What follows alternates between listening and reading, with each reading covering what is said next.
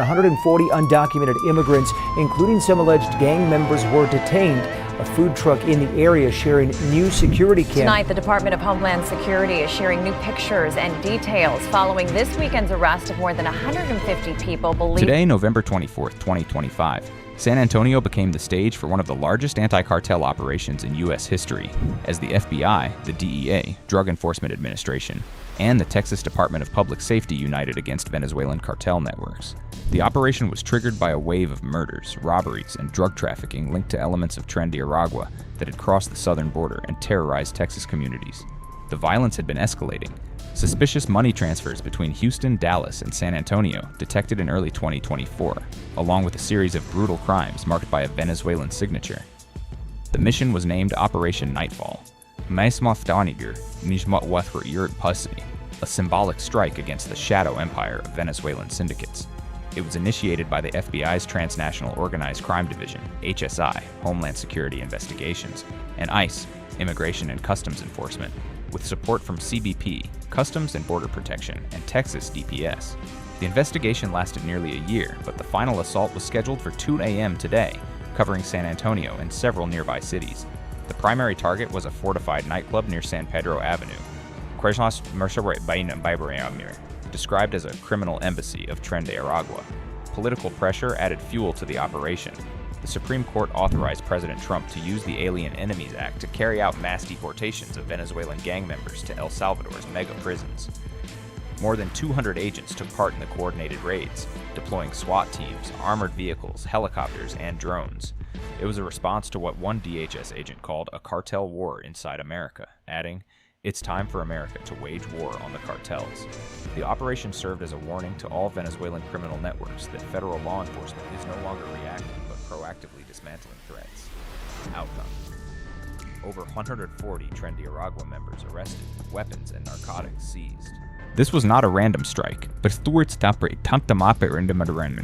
a full-scale offensive against a criminal empire that had turned Texas neighborhoods into a battleground. The target of today's operation was a fortified nightclub near San Pedro Avenue in San Antonio.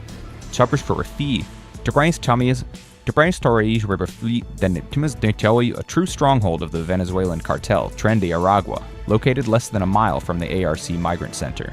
On the outside, it looked like a regular entertainment venue. Neon signs, mirrored windows hiding the chaos inside, and a parking lot filled with tinted SUVs where guests arrived at night carrying duffel bags stuffed with cash. Inside, however, lay the heart of criminal operations. Improvised rooms used to hold victims, hidden compartments filled with fake IDs, weapons and narcotics, and beneath the stage, a basement used as a cash-counting bunker where piles of dollars were sorted and packaged for shipment. The cartel masked its activities as nightlife. The club functioned as a logistical hub for recruiting migrants, offering them jobs but coercing them into sex trafficking. I think that's a very important step by the government and also by the private sector. And drug distribution through intimidation and debt bondage. Federal agents described it as a command center for money laundering, extortion, and human trafficking operating right under the police's nose. During the raid, agents breached walls with explosives, encountering barricades, surveillance cameras, and armed guards. A genuine fortress behind a mask. The target extended far beyond the club itself. Simultaneous strikes on stash houses along Interstate 35 uncovered a network stretching all the way to Houston and Dallas. This was more than just a building. It was a criminal embassy, where Venezuelan cartel members built a shadow economy, turning migrant centers into recruitment bases. Agents risked their lives in the chaos.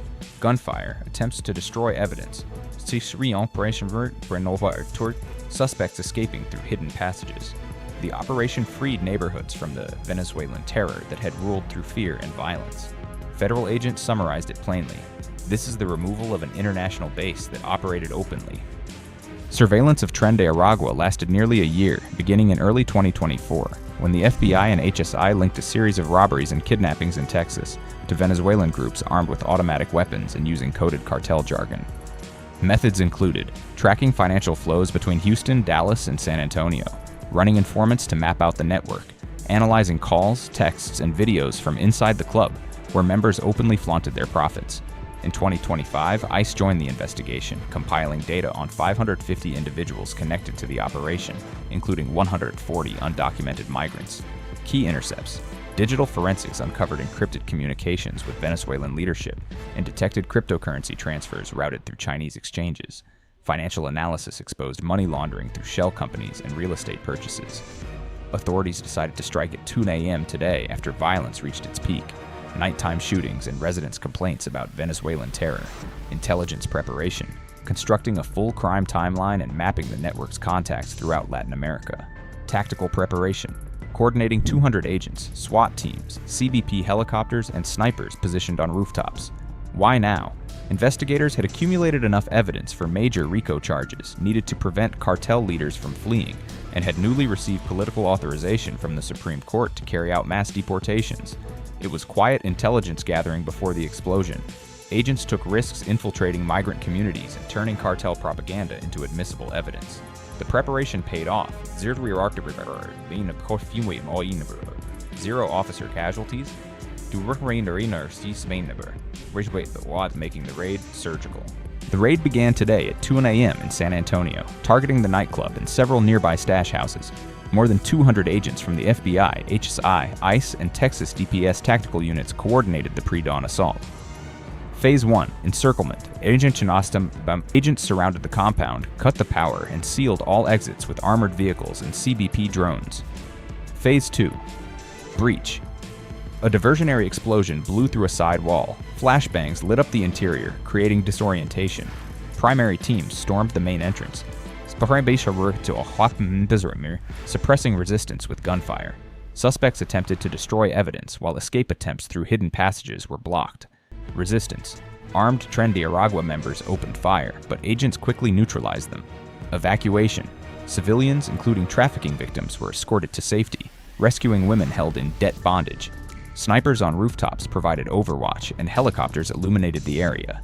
By sunrise, 140 suspects were in custody, and the network was dismantled. One agent described it bluntly: "This wasn't a raid. It was the removal of a foreign army." The operation was executed with military precision. Synchronized strikes in Houston, Miami, and Phoenix caught cartel leaders off guard. Flashbangs echoed through neighborhoods. Armored vehicles lined the streets. It was a full offensive that turned the night into a day of justice, freeing communities from the Venezuelan terror of TREN de Aragua. The aftermath of today's operation will be far-reaching. Deportations of the arrested to Venezuela or El Salvador's mega prisons. More arrests are expected in Florida and California. Legal actions, RICO indictments, asset seizures. Official response: the launch of Nightfall as a national campaign against Venezuelan criminal networks. DHS stated, "We will extend this to other states." Impact: safer neighborhoods, a model of ICE-FBI cooperation. This is not an isolated action, but a blueprint for future cleanups. Federal agents: borders work both ways. The operation marks the end of impunity for Venezuelan cartels.